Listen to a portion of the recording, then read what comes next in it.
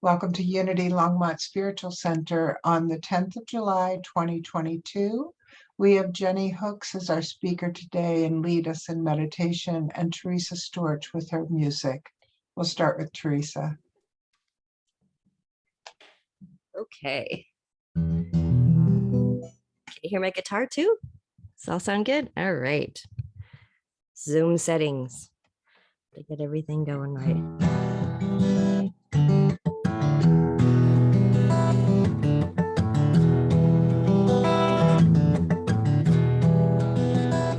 Would I burn like Joan of Arc? Believe my words. No spark or fear of fire could make me denounce them. Could I stand like Dr. King? Believe the vision of my dream. No burning cross, the threat of death would take it from me. Would I burn for? Would I draw the racist wrath? Could I stand for anything where I'd feel bullets whizzing past? Would I burn? Could I sit at Gandhi's feet, sit while surrounded by police, and be the change I want to see, simply emanating peace? Could I have Mandela's heart, forgive my captors for their part, call them my equals while from their prison I am released? Or would I burn for? Would I die for my beliefs? Could I be a burning light to point us towards our own release? Would I give my life just to do what's right? Would I give my life? Would I burn? I was born with wealth and skin. It absolves me of my sins, gives me freedom to go where others aren't allowed in. I never had a need to fight, and now I stand up for our rights. And here I am. I demand we stop the spread of fear and lies. It's what I burn for. Now I'm asking for the proof. We have to have a world today that is based upon the truth. It's what I burn for. And I stand for my belief. There are things we all can do to make a world of peace. And I will give my life just to do what's right. And I will give my life. Would I burn? Would I burn? Would I burn like Joan of Arc? Believe my words. No spark or fear of fire would make me denounce them. Thank you, Teresa. It's at this time that we go into prayer together by taking a breath. Beloved presence, everywhere present. Teresa's song reminds us to ask ourselves, what are we willing to do for ourselves and our world? What is ours to do? And we can draw on Brene Brown's suggestion of developing a strong back, a back strong enough to stand up for what we believe in, even if that sets us apart. And a soft front, the willingness to be vulnerable and cultivate compassion for ourselves and others. And to dip deeply into our brave heart our heart that is willing to see and know the pain and suffering of our world and still experience joy. There's so much beauty within us and around us, especially with a strong back, a soft front, and a brave heart. And so it is. And we will hear music from Teresa.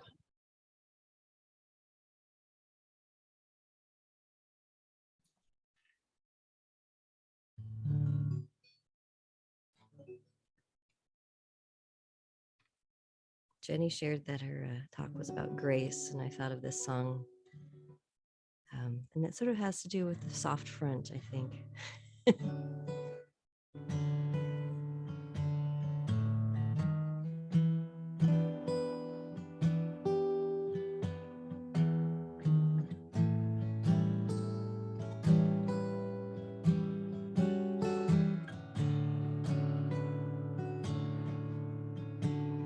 Mr. Moon, what's new with you? Well, it's been a long time since we've sat and shared the view. Mr. Moon, well, I've been okay. When you've been gone, I've had the stars to light my way. Mr. Moon, well, I do proclaim that there's a boy who's gone and stolen my heart away. But what can I do when I've been a fool and I believed my own lies, even told you they were true? Well, is there only one for each of us? Could I miss my chance at happiness? But when it's time to make my choice, will you be here to help me see it through?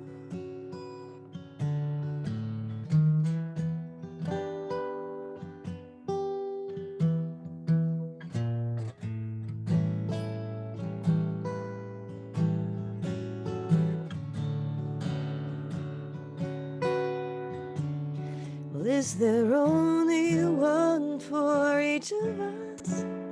Could I miss my chance for happiness? But when it's time to make my choice, will you be here to help me see it through? My wish is true, and I've made my choice, and now the rest is up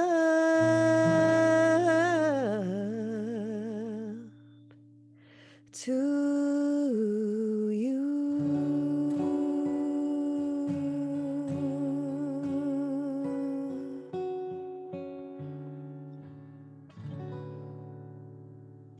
So lovely, Teresa. Thank you.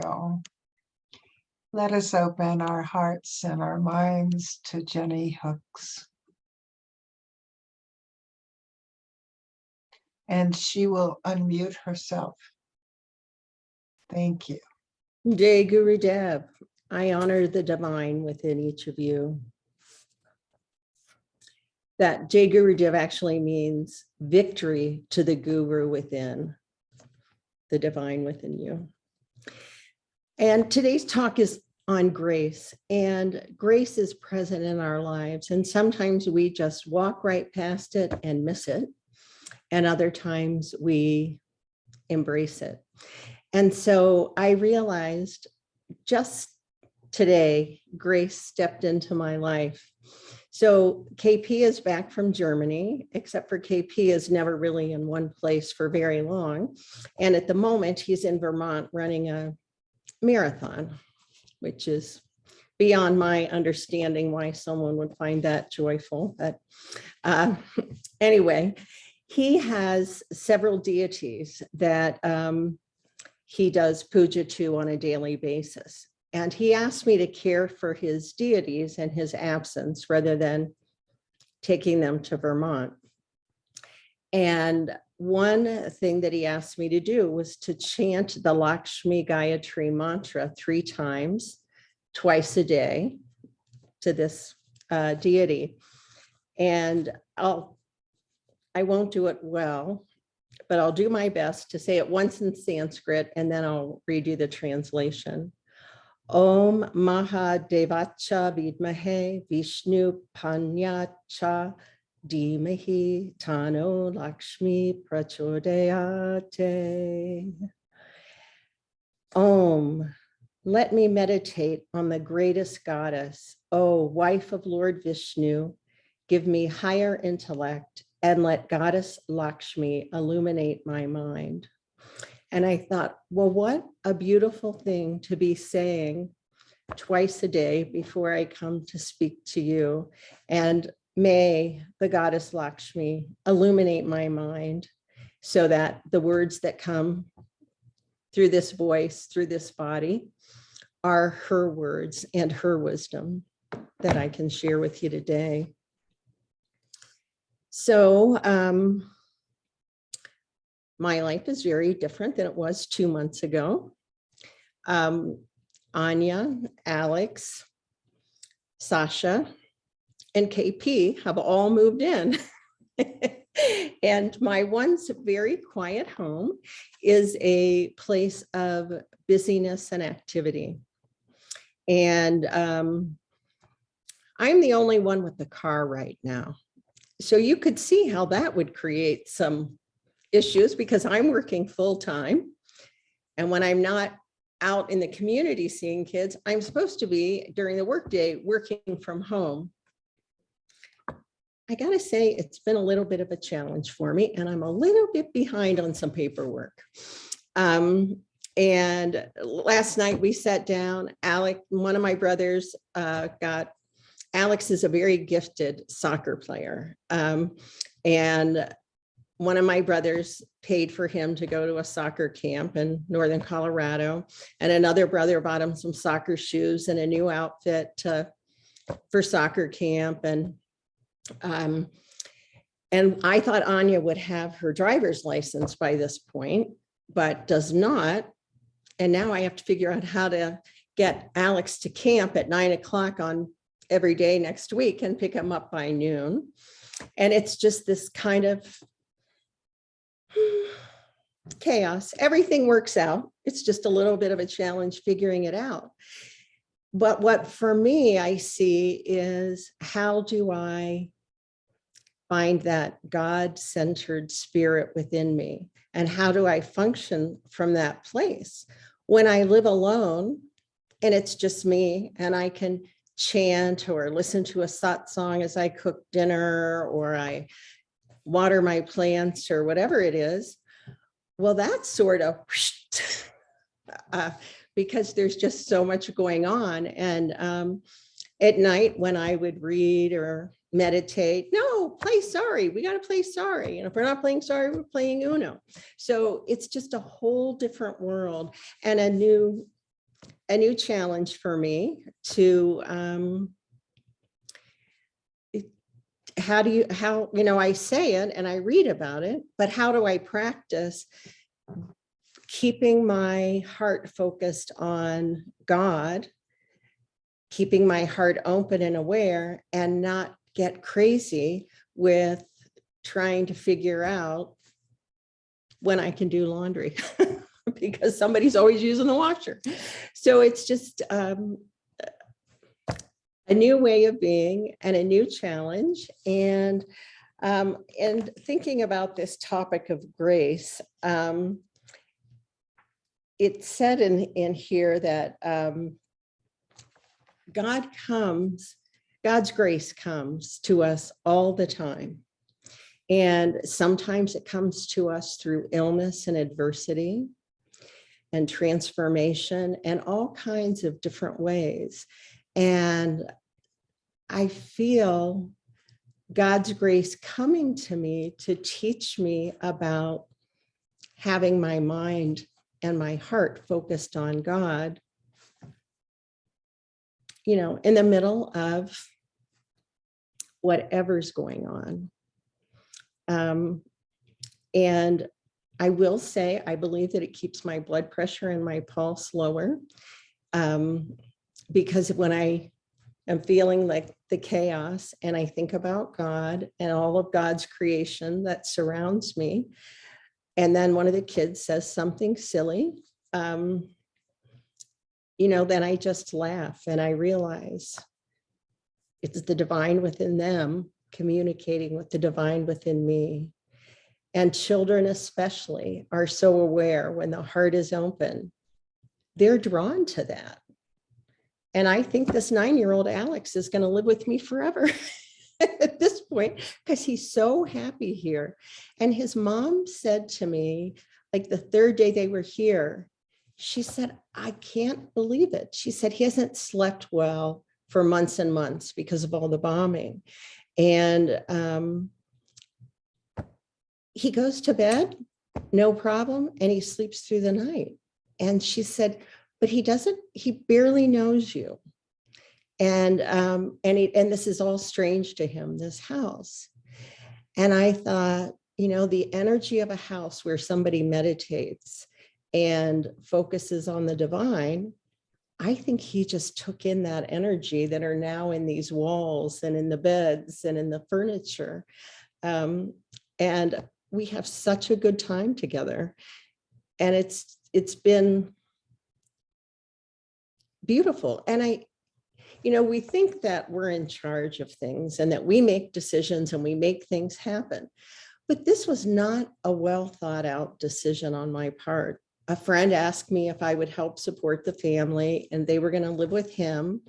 And I said, yes, I'll help them get, health care and get them medical appointments, and I can help with different, schooling and look at all these options. And I go to his house, and the space he has for them is a single bedroom for the three of them. And there's like no area in his home for play. There's no way to play soccer in the backyard because he has several raised beds. It's a beautiful backyard, but this is not a home for kids. And I said, this isn't going to work. This isn't the right space. So I said, they can live with me. The words came out of my mouth. Were they my words? I don't know. Were they my soul's words? Probably. Because, my mind would have, common sense would have kicked in and talked me right out of it. So here they are, this 2-year-old, 9-year-old, 32-year-old mom. And we're having a good time. It's been interesting. I went to a fundraiser in Loveland, and it was a Ukrainian artist, and he was selling art to raise money for the Ukraine. And I said, well, let's go, because maybe you can meet somebody and, we'll see other Ukrainian people there. Well, we found no one who is Ukrainian there, but we did learn of a restaurant in Estes Park owned by 4 Ukrainian women. And every Wednesday, they make a Ukrainian feast, and you go for lunch and you make a donation. There's no charge. You pay as little or as much as you want. And she laughed and cried, and I couldn't go because Wednesday's not a day I can take off work. So KP took her and ended up playing outside with the kids, and she was there for 3 hours. And even when she came back, she says, I cried all day, happy tears, sad tears, but she made this, connection with other Ukrainians. And it's been very fascinating. We went to the 4th of July fireworks in Berthoud, and 1 million people, well, maybe not 1 million, but it seems like it because I don't like crowds. And she hears somebody talking on the phone in Ukrainian. I don't know how she heard anything in all these massive people. Connects with this woman. They live in my development. They've been here for 6 years. And so just things falling into place just the way they're supposed to. There's no doubt in my mind that this was meant to be and preordained, not by my brain, but by a higher power to make all of this happen. And so I'm just living in a different world. And I feel like I should now have my credentials as a social worker, weaving my way through how to get somebody Medicaid and all the different services that are out there. And so here we go. So I want to share with you a couple of stories from a Just Love book by Swami Vishwananda. And this book is stories that he's told in different lectures over the years. And then they're put into categories. And this chapter that I'm reading from, the larger category is called The Awakening, and the subcategory is about grace. And I'm going to tell you 2 stories from this. I'm not going to read it word for word, but I'll share with you the gist of the story. So there was this guy, and he was graduating from college, and he was from an affluent family. And he was hoping his dad would buy him a sports car for graduation. So after the graduation, he goes into his dad's office, and his dad says, I have a gift for you. And he hands him a spiritual or a holy textbook. And the kid is maybe had a little to drink at that party. I don't know, was tired, but was furious that his dad, who has all this money, gives him this holy book. And so it causes a great division in their relationship, and he ends up not speaking to his father. So many years later, he's thinking, a little maturity. I need to visit my father and, make amends. He's an old man now. And he's thinking about this. And a few days later, he receives a telegram that his father is dead. He also receives word from an attorney that, as he was an only child, has received his father's entire estate. So he goes back to his home, and he's going through this book, or going through the papers in the home, and he finds the book that his father had gifted him with for graduation. And he opens the book, and an envelope falls out. And inside of the envelope were keys to a car. And it had the label of the car on the key. And it was the very car that he wanted. And so that was such a wasted opportunity, this grace of whatever wisdom was in the book, but also what he longed for, this car. And this is how grace comes. If you don't embrace it, you waste it. It comes in many ways. It will not show itself the way you want. It will come in the way that you don't expect. And if you are sincere and you truly long for that relationship with the divine, you will receive that grace and you will be able to embrace it. God calls each of us, and he knows the best language to speak to us whether it's through adversity, illness, a problem, a shock to the system. For some, his grace is given through love and transformation. Everybody is different. Every soul is different, and every mind is different.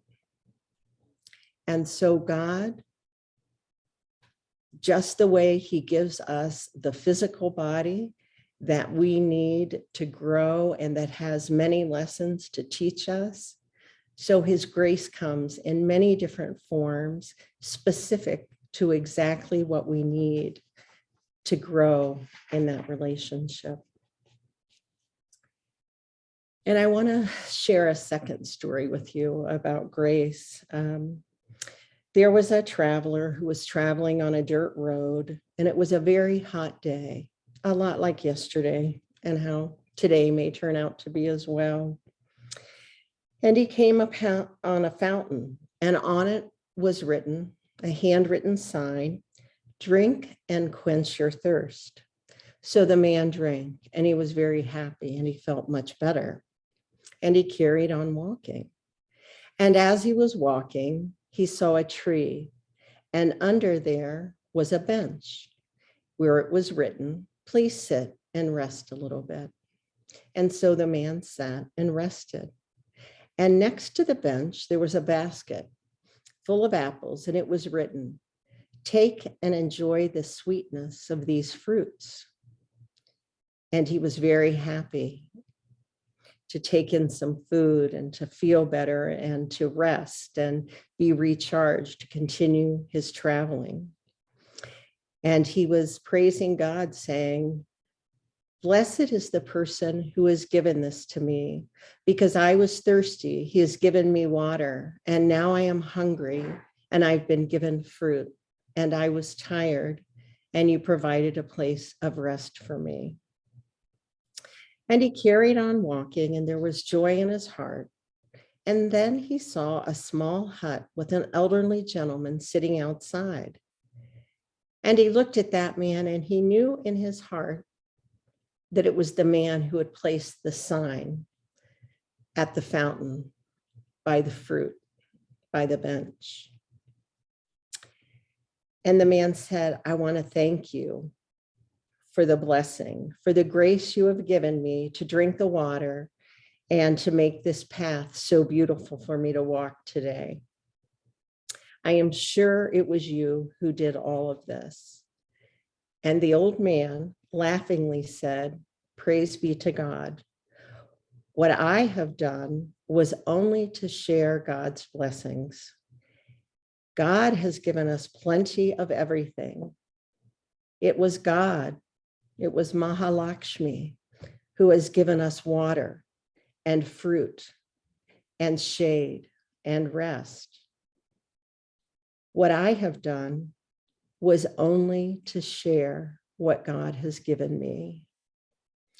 And this story of grace was so touching to me, because I realized that this whole unfolding of this family moving into my home with all of the trauma that they've been through was so beautiful to me, to be the vessel through which God shared his blessings with this family. And I feel so honored to be that old man outside the hut, smiling, and also this humility that comes through knowing I thought I invited him to come here. I thought this and I thought that. It had nothing to do with the I. My soul agreed and made this contract. And it was all, as if when I allow it, when I start my day saying, I surrender my day to you, that is what allows the process to flow so that it's God giving this family a safe place. And I know for sure that what's happening here is that this family will pass it on in their lifetimes in other ways. And so to be able to see it from this sort of bird's eye view, because I've studied, Swami's books, and I've learned different things about spirituality, I can see it unfold in a totally different and beautiful way. And, if I can just keep my mind out of the way, my heart will follow the path and allow God's work to be done in this world in whatever way God sees it to be done. So that's where I am. And I'm also becoming more aware of the times when God's grace presents itself and I decide to watch TV, or I decide to not embrace an opportunity. And that awareness is very helpful to,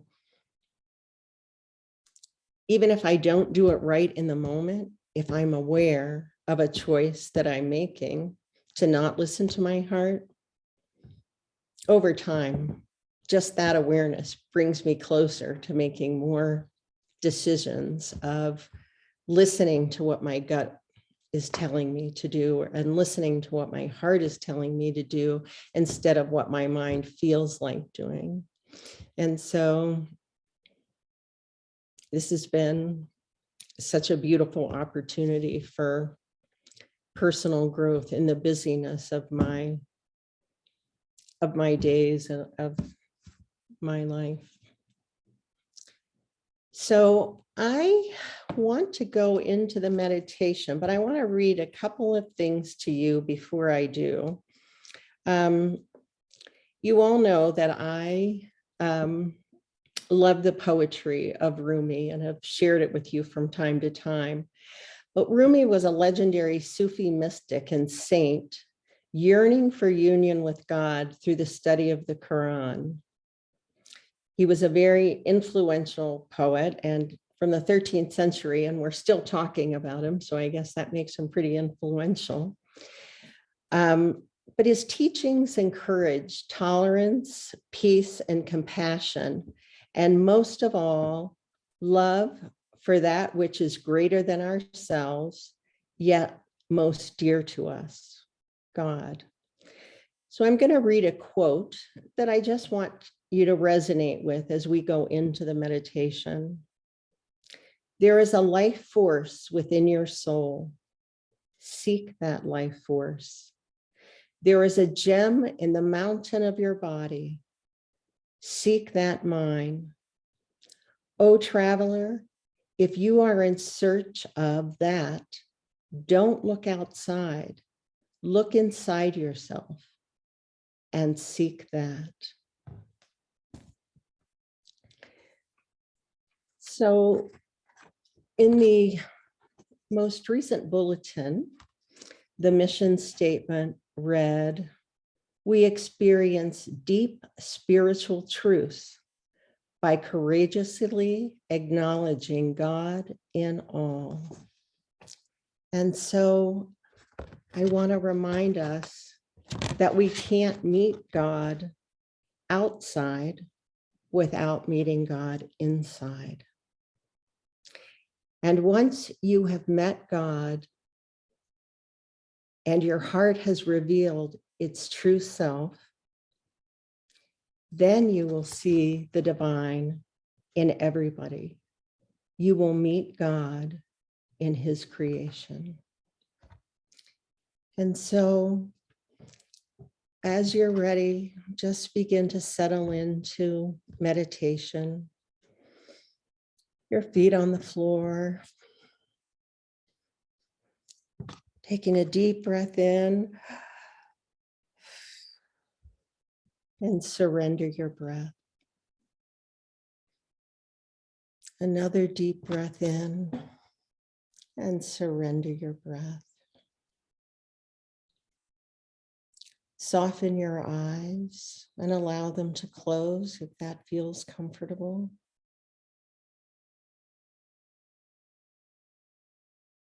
And go into your heart.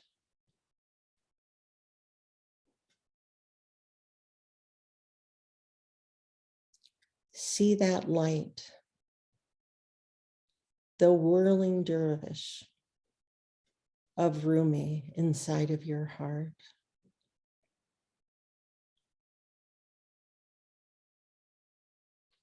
Go deeper and deeper to the very center of your spiritual heart.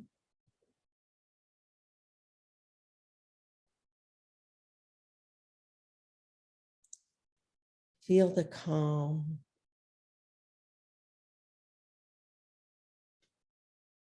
the peace,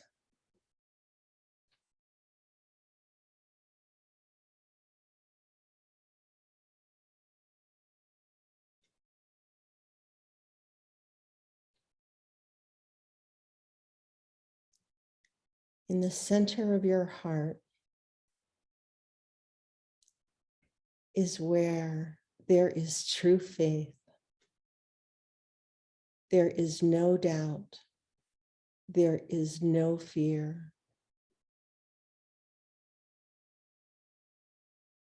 This is the space of knowingness.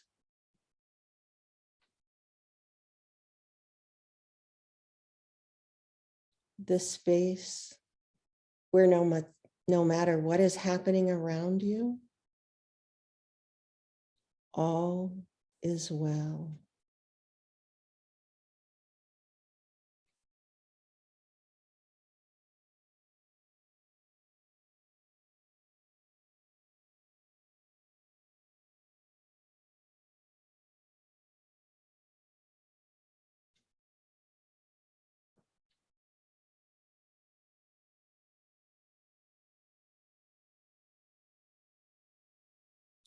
Receive God's grace.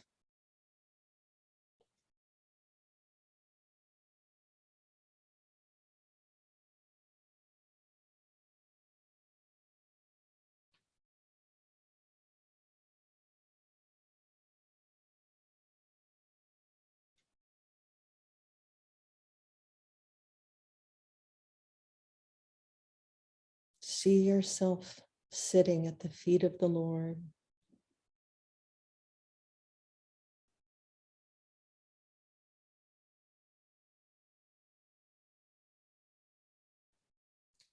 Feel the hand of God upon your head, blessing you, purifying you.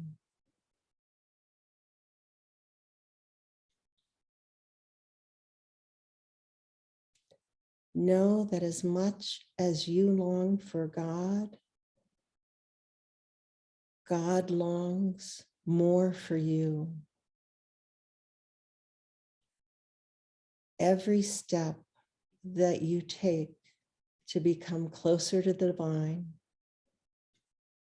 divine takes 100 steps towards you.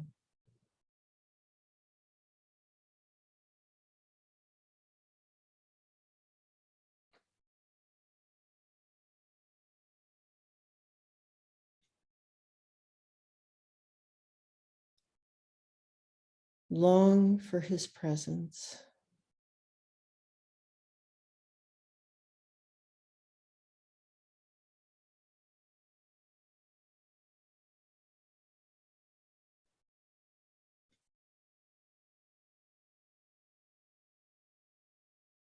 And receive his grace.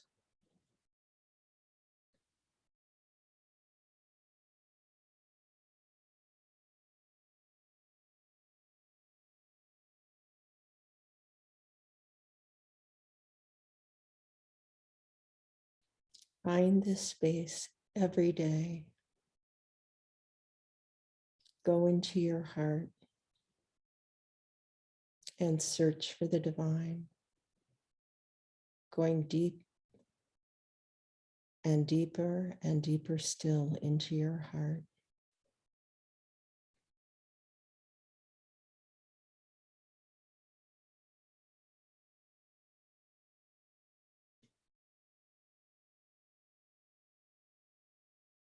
And when you're ready, bring your awareness back to this room.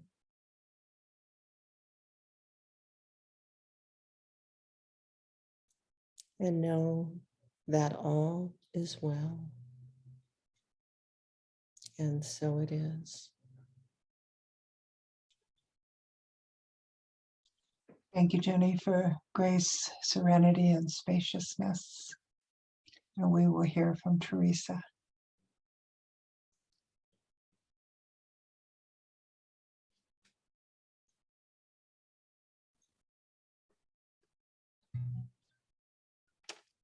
Thank you, Jenny. That was such a beautiful meditation and talk. This song came to my mind while you were speaking, and it was inspired by me and my friends, and also by Thich Nhat Hanh and his Compassionate Listening Project. Sort of how we can open our hearts and or our homes, be all those things, and change the world. The Buddha sat for 7 years under a tree, watching the river wash him clean. And John the Baptist told Jesus, wade into the stream so he could wash him clean. But I am here listening. So come sit down, this kitchen table is made of shaker wood. It is strong, has a spirit running through it. And give me details of your life, I will pour the wine. Maybe we will find in vino veritas. Come clean, come clean, come clean, come clean with me. At times I feel alone, I peek through your window. If we threw them wider, we might ask, why are we hiding?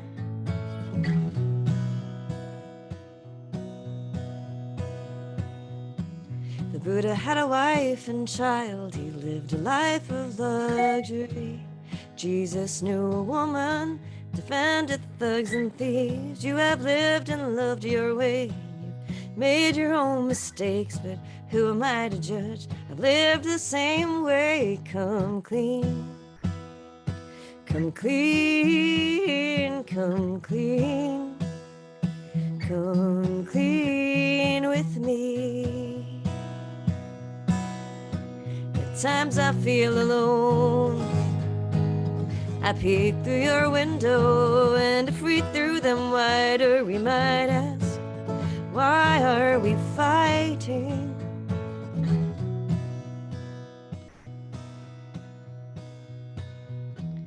But if you trust me, you'll find trust. Love me, you'll find love. I'll tear down my defenses.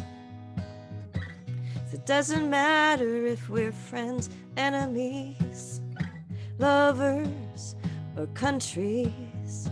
Just come clean, come clean, come clean, come clean, come clean, come clean with me, come clean with me, come clean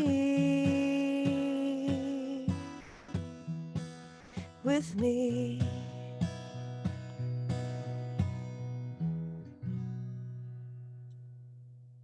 Thank you, Teresa. It's at this time that we go into our donation of love and light by placing our hands on our chest and taking a breath, being fully in our body, and aware of the love and the light that we are. We've had reminders today of who we are through the talk, the meditation, and the music.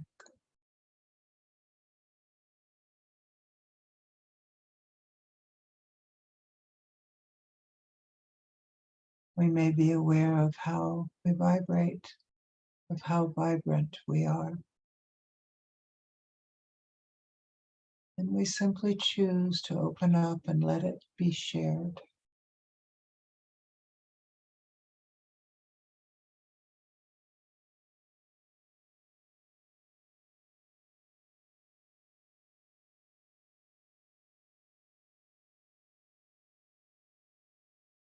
We are aware of the grace in the sacred moment.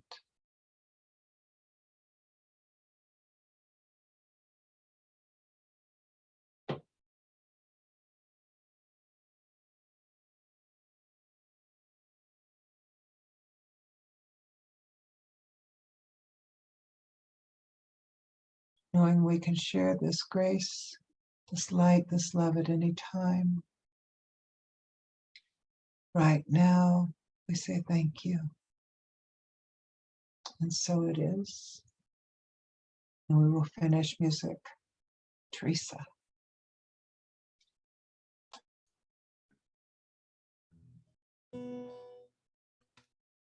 This is one that I did not write, but I've been playing it a lot recently, and this feels fitting. I don't know.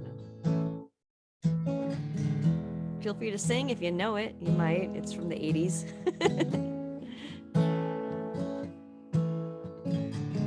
Many times I've tried to tell you, many times I've cried alone, and always I'm surprised how well you cut my feelings to the bone. I don't want to leave you really. I've invested too much time to give you up that easy to the doubts that complicate your mind. We belong to the light, we belong to the thunder. We belong to the sound of the words we're both falling under.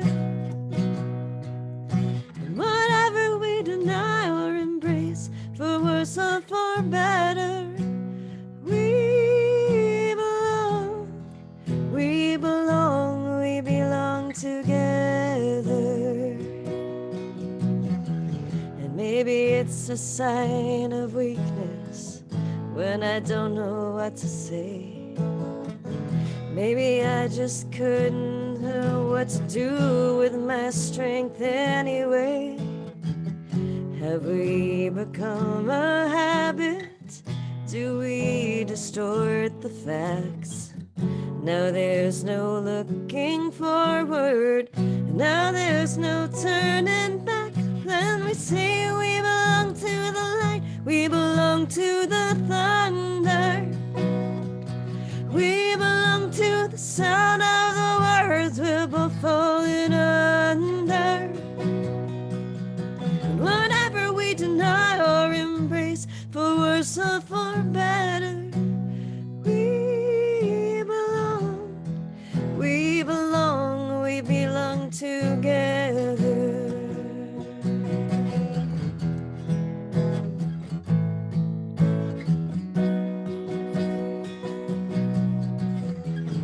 Close your eyes and try to sleep now. Close your eyes and try to dream.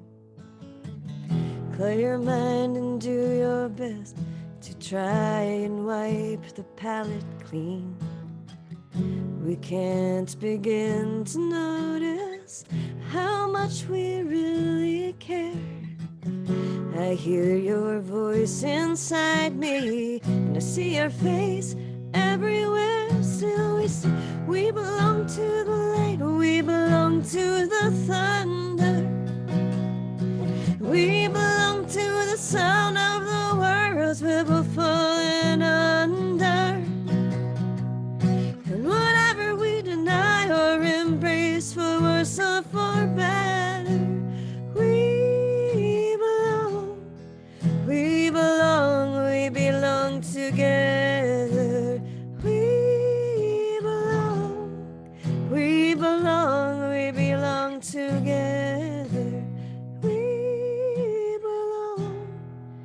we belong together.